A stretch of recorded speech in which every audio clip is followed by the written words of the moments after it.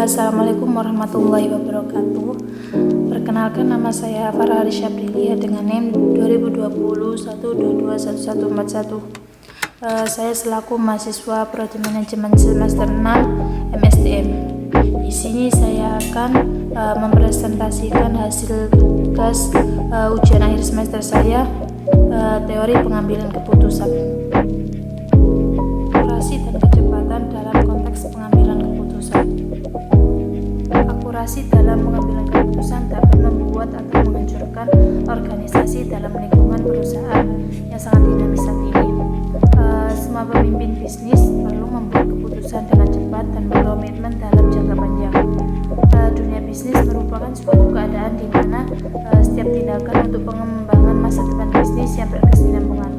Maka pengembalian keputusan sangat berpengaruh dalam peluang bisnis yang sedang dilakukan. Pada perusahaan, orang-orang yang terlibat di dalamnya akan mempengaruhi pada apa yang akan diputuskan selanjutnya.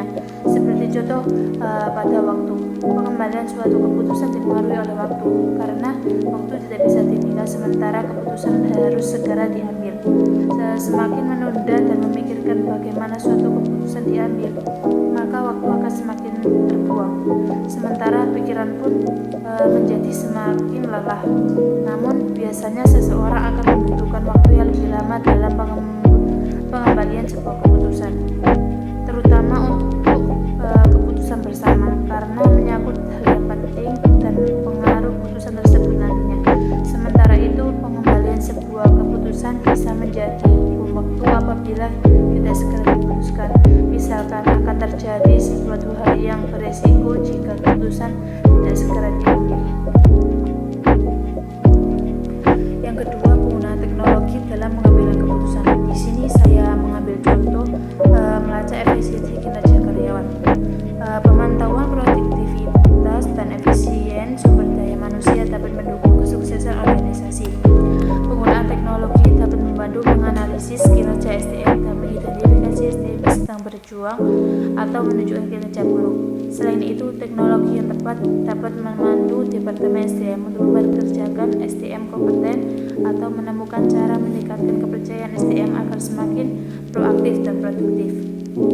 Teknologi dapat mengidentifikasi kebiasaan para karyawan malas dan mengungkapkan tindakan pelanggaran hukum, misalnya membocorkan informasi perusahaan atau mendeteksi penyimpangan lainnya. Identifikasi permasalahan dari segi tenaga kerja membuat organisasi bisa lekas mengambil keputusan tentang pendistribusian beban kerja, alokasi sumber daya, dan cara penyelesaian pekerjaannya lebih efisien. Contoh keputusan rekrutmen karyawan baru menggunakan analisis decision matrix. Di sini dalam kriteria yang pertama yaitu tanggung jawab bobot 30%, karena tanggung jawab di sini sangat diperlukan bagi supervisor untuk menentukan dan memastikan kondisi pekerjaan.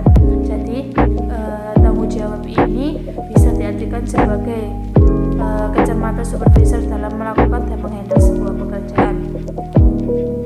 Selanjutnya, kemampuan berkomunikasi dengan rasio 25%, di mana kepemimpinan ini juga sangat penting karena pemimpin yang baik dapat bisa mempengaruhi bawahannya. Yang ketiga, disiplin dan tegas 20%. Yang ketiga, disiplin dan tegas 20%. Di sini supervisor harus disiplin dan tegas terhadap bawahannya atau terhadap karyawan-karyawan yang menjadi tugas dan tanggung jawabnya.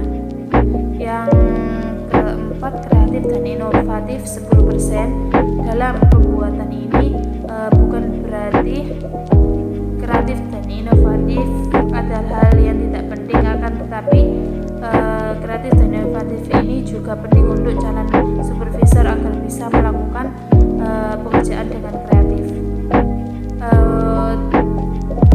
Untuk yang terakhir, sikap sebesar 10%. Di sini sikap yang baik oleh calon supervisor dapat menjadi contoh untuk karyawan-karyawan lainnya.